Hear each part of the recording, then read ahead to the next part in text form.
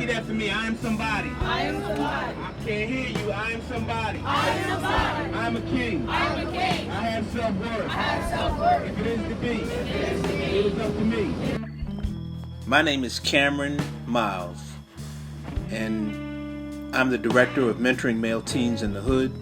This is our 23rd year. I've been the founder and director of this great program, Mentoring Male Teens in the Hood. Conditions on the streets of Baltimore are presently at a critical stage, and opportunities for our 8 through 18-year-olds are scarce. We're trying to do everything we can to put positive role models in front of our kings and take them on cultural enrichment trips, have tutoring, and this year for the first time a STEM camp. It's also important to help our young men to get out of Baltimore. Each June we travel along the eastern seaboard in pursuit of educational, cultural, and occupational insights. This year's trip took us to Memphis, the home of the blues, for a sampling of the regional flair. We visited Lane College and HBCU. The birth and growth of Lane College is an exciting chapter in American history. Lane College had its beginning through the Christian Methodist Episcopal Church. After the Emancipation Proclamation, founders of the religious organizations realized that they were not educationally prepared to advance as recently freed slaves. Thus, the need to establish schools that supported this cause was formed. During the CME General Conference of 1873, bishops of the CME Church decided to identify sites for potential colleges and universities. After a few years of prayer, planning, and fundraising, the following schools were established: Lane College, Miles College, Payne College, and Texas College. The idea to open a school in Tennessee was presented by Reverend J.K. Daniels under the leadership of Bishop Isaac Lane. Lane College opened its doors on November 12, 1882. Welcome to Lane College. Learned about what it takes to get into the school, an HBCU that was created in 1882. We want our young men to know what the admissions policies are. We want them to know how to go about getting financial aid.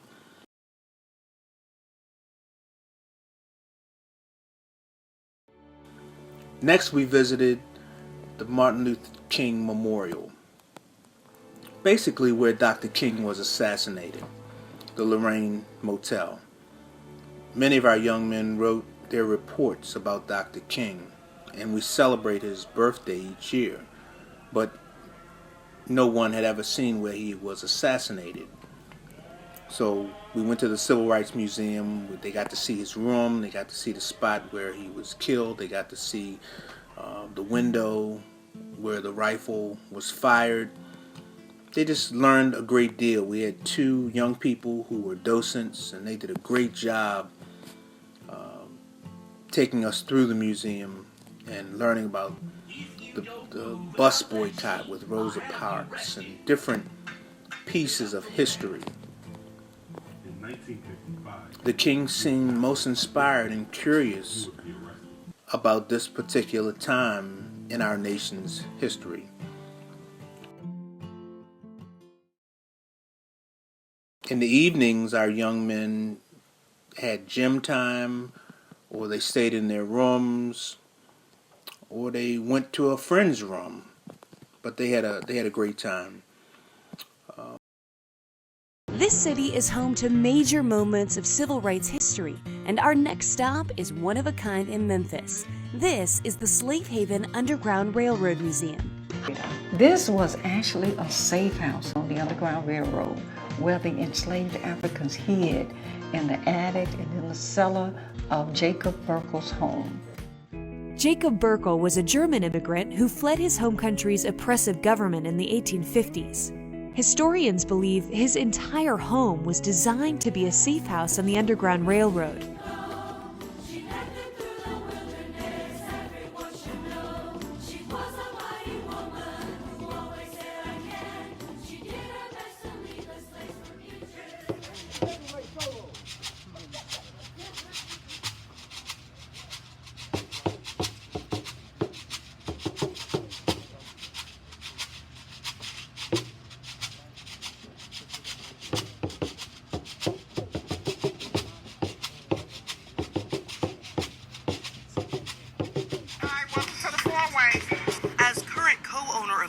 four-way, Patrice Bates Thompson, is part of a legacy that began long before she was even born. Clint and Irene Cleves started the restaurant, and Mr. Cleves actually was Mayor Crump's personal chauffeur back in the day. The Cleves four-way grill opened in 1946, attached to a pool hall and barbershop in the heart of Soulsville. So in a segregated time, this place was never segregated. And that was because of the warm arms of Miss Cleves and Mr. Cleves and the help of Mayor Crump. So it meant a lot for them to be able to come and sit and be able to have fine dining.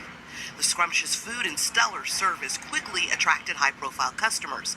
That's Dr. Martin Luther King Jr. shooting pool in what is now the four-way in the late 60s. It was an outlet for civil rights activists and leaders to be able to come and regroup and take time to talk and be able to eat in a safe place. Mr. Cleves died 34 years after opening the four-way. His wife kept the restaurant going until 1996, 2 years before she passed away.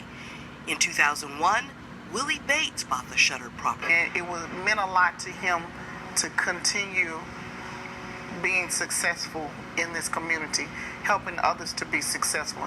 Today, the four-way is still an important part of the community and the world. Remember? It's been featured in rap videos. Four-way dishes up everything from greens and beans. Made Andrew Zimmern's list on the Travel Channel. And the walls and guest book include a who's who of celebrities and patrons from faraway country.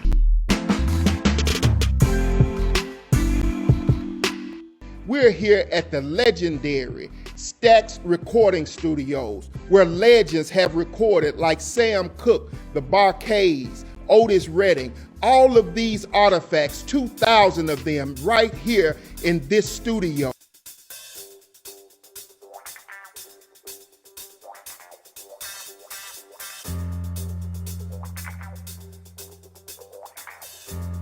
The 16-hour bus ride up and back was taxing, but the trip to the flashpoint of the civil rights movement made everything worthwhile. We had a great trip. We had no incidents. We took 42 young men and adult chaperones. Everyone had a great time, and I hope that the young men learned. We will do a follow-up survey to see what they learned, and we'll start raising money for next year's trip.